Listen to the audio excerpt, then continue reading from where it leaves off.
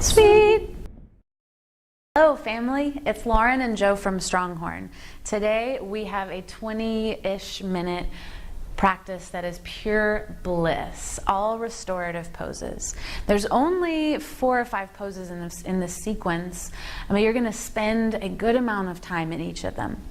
So once you're in the pose, set a timer when you're close to the pose. Set a timer for anywhere from 2 to 3 minutes so that you don't have to worry about looking at a watch while you're in it, and you can completely relax. Now the key is, your body will tell you when it's time to come out, if that's 2 minutes and 5 seconds or 3 minutes. Be mindful that it's not your brain doing the work, because it's going to be ready to check out and move on a lot faster than your body is ready. It takes time to get these muscles to truly relax after being active, especially at the end of the day. So we're going to start in a supported child's pose. Joe is going to come down to his knees, just slightly wider than hip width distance. Then he's going to take that blanket and slide it behind his knees. Since you are going to be in these poses for a little bit longer, we want to make sure that you're supported. The idea is that there's no muscular effort. You can completely relax into these. Awesome. So he's got his blanket set up, and he's going to crawl his arms out in front of him with the support of his bolster under his chest. So there's no effort to hold himself up at all. His arms are not working hard, his neck is not holding his head up. Now whatever is comfortable on the neck, you can turn your face to one side as long as you remember to do both sides. Or if it's okay, you can put your face straight down. Sometimes that makes it a little challenging to breathe.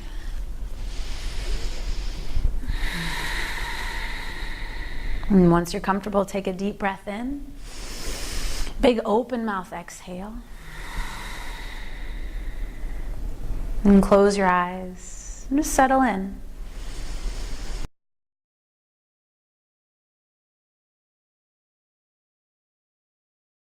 Next, we're going to move into a lovely supported supine twist. So I've got the blocks set up on the lowest height and a blanket draped over them. Now if you get into the pose and decide you need a little extra height, and you'll know, you can add another layer of blocks or some more blankets.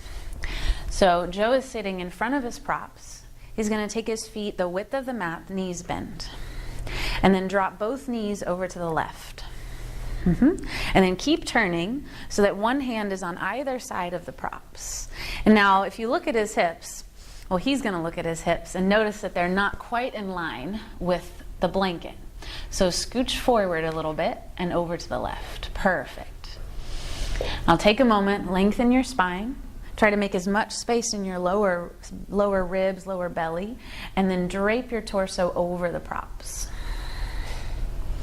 And he's going to rest his arms by his sides. And they are not holding him up. So if you feel like you have to hold yourself up in space, we want to lift the props up to meet you. Ideally, these are not the deepest stretches, the deepest versions of the poses that you've ever done, because you're going to be here a while and you want to be able to melt into them. So you feel something, but it's not crazy intense. Make sure your head goes in the same direction. So he's got his right ear down on the mat right now. So his whole spine is twisting evenly.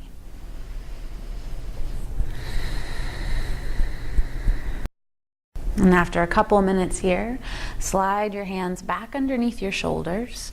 Use your hands to very gently push yourself up, unwind, rewind, and you go right into the other side. Now when you transition to the other side, most likely your hips will have shifted, so make sure they're lined up with the props. Take a moment, lengthen, and then exhale, fold in. And again, no weight in the shoulders, the arms. Everything is completely supported.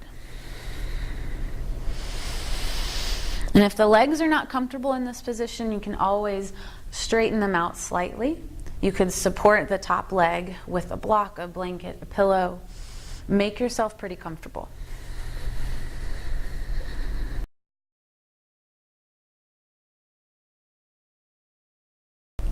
Next, we have a supported back bend. So with the props set up exactly as they were, we're simply going to take the block that's further away and bring it up to the highest height. Now again, you can adjust once you're in it. If you decide, whoa, that is way too high for my head and my neck, you can always drop it down. But ideally, it's higher than the other block. And then place the blanket back on top. Now Joe's gonna scoot forward away from the blocks about 4 inches. And again, it'll depend on the length of your torso. He's gonna lay back so that the lower block supports his shoulders and upper rib cage. And then this higher block is for his head. Arms, yeah, just like that. Palms face up. Then we're gonna add some support for the legs. Bolster underneath the shins. And naturally there will be some external rotation of the thighs. Allow that to happen. Again, we're not putting any effort into these poses once you're there. And use your breath to allow yourself to soften into the pose, soften your jaw, relax your tongue.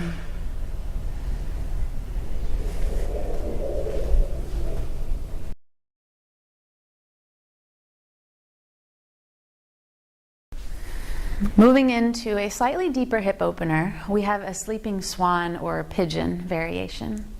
So we have a nice high bolster here first. This is going to support the weight of Joe's torso. He's going to take his right knee to the outside of the bolster. And now how high up you come depends on how tall you are and how flexible you are. And when you're getting into the pose, you'll know where you need to adjust. And then slide the left leg, back. And then drape your arms on either side. And again, the weight of the torso is fully supported. If we need more height, put the blocks under the bolster, add a layer of blankets, whatever we need to do. So you get a nice deep hip opener, but you're not holding on for dear life. Otherwise, you're undoing all of the good relaxation that we're trying to achieve. Now he's a little far forward. I'm going to ask him to scoot back. So that his head can be supported as well as his spine.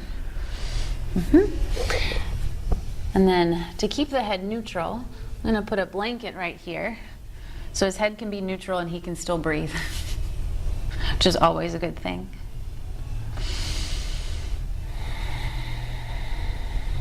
Now, if there's any sharp pain in the knees, I want you to immediately back off. And just like you did in that child's pose, slide a blanket or a towel or a small pillow behind the knee. No sharp pain. Deep, broad stretching, good.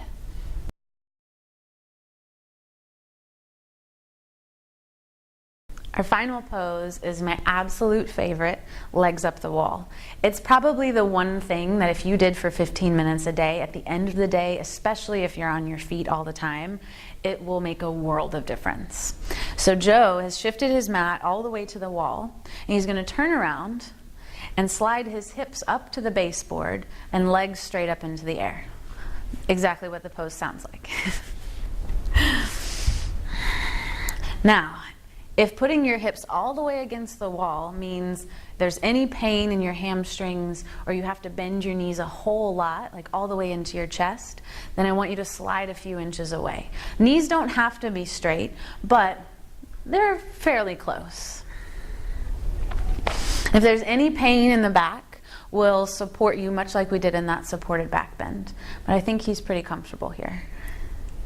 And then just for a little added love, can place a blanket, something that gives a little bit of weight onto the legs.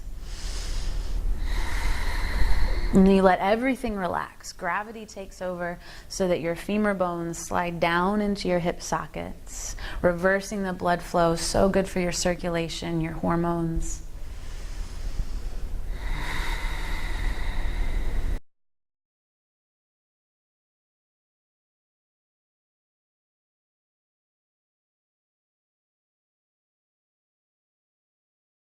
And then after a good amount of time here, you want to be just as mindful with your exit of the pose as you are to the entrance. So he's going to gently bend his knees, slide his heels down towards his hips, and either toss the blanket off to the side or use hands, and then wiggle away from the wall a few inches. so that you can drop your knees over to one side. And just roll all the way over into a fetal position. Yeah, and he's going to use his hands to really gently lift himself back up. You just did all of this work to relax. The last thing you need to do is tighten everything back up.